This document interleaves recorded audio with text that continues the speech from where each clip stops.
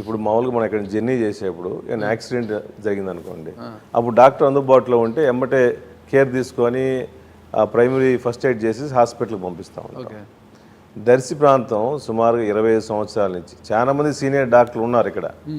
ఇదే ప్రాంతంలో ఉండేసి అందరికి అందుబాటులో ఉండి ఎప్పుడు డాక్టర్లు పిలిస్తే అప్పుడు వస్తున్నారు.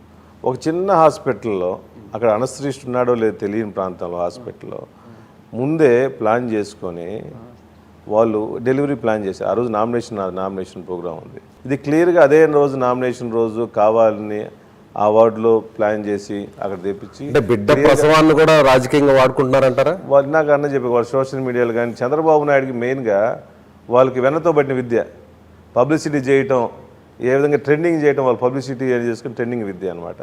ఇంతమంది డాక్టర్లు ఉండగా లక్ష్మి గారు ఎందుకు గుర్తొచ్చారు? ఇంతమంది 25 సంవత్సరాలు ఇదే ప్రాంతంలో ఉన్న చాలా మంది డాక్టర్లు ఇక్కడ ఉన్నారు, చేస్తున్నారు సీనియర్లు కూడా. ఆమె కన్నా సీనియర్లు కదా, ఆమె 6 సంవత్సరాల ఎక్స్పీరియన్స్ ఉందనుకోవచ్చు. మంచి డాక్టర్, నేను కాదనట్లేదు, మంచి డాక్టర్. నాకు ప్రాంతం తెలియదు, వాళ్ళు నర్సరాపేటలో ఉన్నారు.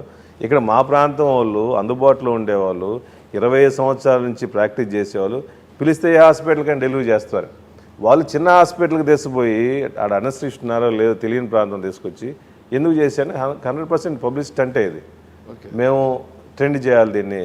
ఆ నామినేషన్ జనాలు సుమారుగా 35,000 మంది 40,000 మంది జనాన్ని డైవర్ట్ చేయడం కోసం ఒక పబ్లిక్ స్టంట్గా వాడారు. కాన్పులు అనేది డెలివరీస్ ఒకళ్ళు ఆపేది కాదు, ఒకళ్ళు ప్లాన్ చేసేది కాదు. అది ప్రతి మహిళకి తెలుసు, ఆ కుటుంబ సభ్యులకు కూడా తెలుసు. కాన్పులు ఎప్పుడు చెప్పి అనుకొని రావు. నేను ఒక గైనకాలజిస్ట్ని, నెలకి 100 డెలివరీస్ చేస్తాం సింగిల్ హ్యాండెడ్గా. Throughout the day any time పెయిన్స్తో వస్తుంటారు. కొంతమంది ముహూర్తాలు బాగాలేవు, పోస్ట్పోన్, ఏది మనం ఆపలేము, మన చేతుల్లో ఉండదు. నేను క్యాంపెయిన్కి వెళ్తున్నాను, స్టార్ట్ అవుతుండగా ఒక ఫోన్ కాల్ వచ్చింది, మీరేమైనా చేయగలరా అని.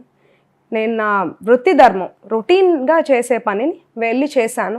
మనస్ఫూర్తిగా చాలా హ్యాపీగా ఫీల్ అయినది, ప్రౌడ్గా కూడా లేదు, బికాజ్ అది నా డైలీ చేసే రొటీన్ థింగ్. అది మీడియా వల్ల హైలైట్ అయింది, అంతేగాని అదొక గర్వమైన పని అదేం చేయలేదు. నేను నా వైద్య ధర్మం రోజు చేసే రెగ్యులర్ సర్వీస్ చేశాను. ఇంకొకటి, పేషెంట్కి తెలుసు, పైన దేవుడికి తెలుసు. నేను ఎవ్వరికి సమాధానం చెప్పుకునే అవసరం లేదు. ఎక్కడో ఉన్న బీహార్ ఛానల్లో కూడా వచ్చిందని నాకు మెసేజెస్ పంపించారు. ఓకే, బీహార్ ఛానల్లో కూడా కవర్ చేశారు, ఛానల్ వచ్చిందని మొన్న. ఇంకొకటి, పేషెంట్స్ నాకు 2-3 డేస్ తర్వాత తెలిసింది వాళ్ళు వైసీపీ వాళ్ళని. ప్లాన్ ఎవరు వైసీపీ వాళ్ళు? చేసిన సర్జరీ చేసిన ఓకే ఓకే. ఒకవేళ స్క్రిప్టెడ్ ప్లాన్ అయితే వాళ్ళు ఒప్పుకుంటారా అండి? ఓకే. అండ్ అక్కడ ఉన్న డాక్టర్ ఆ రోజు అప్పుడు అవైలబుల్ లేరు. నేను ఎందుకంటే కేసు గురించి కనుక్కోవడానికి ఆవిడకి కాల్ చేశాను. ఓకే, నేను వస్తాను, బట్ మీ అనస్థీషియా కానీ టీం రెడీగా ఉన్నారా అని. అప్పుడు చెప్పారు, నేను స్టార్ట్ అయ్యాను మేడం, రీచ్ అవ్వకపోవచ్చేమో, మీరు వెళ్ళి స్టార్ట్ చేసేయండి, నేను అక్కడికి రీచ్ అవుతాను. పాపం నేను చేసే టైంకి ఆవిడ పక్కకు వచ్చి థ్యాంక్స్ వచ్చినందుకు అని కంగ్రాచులేట్ చేసి చెప్తున్నారు. అది కూడా వాళ్ళు ఒక రాజకీయం చేశారు. మేము పేషెంట్ ప్రాబ్లం చూస్తాం, ప్రాంతం, కులం, పార్టీలు చూడం. రేపు అభివృద్ధి అయినా ఎమ్మెల్యేగా గెలిచాక అలానే చేస్తాను.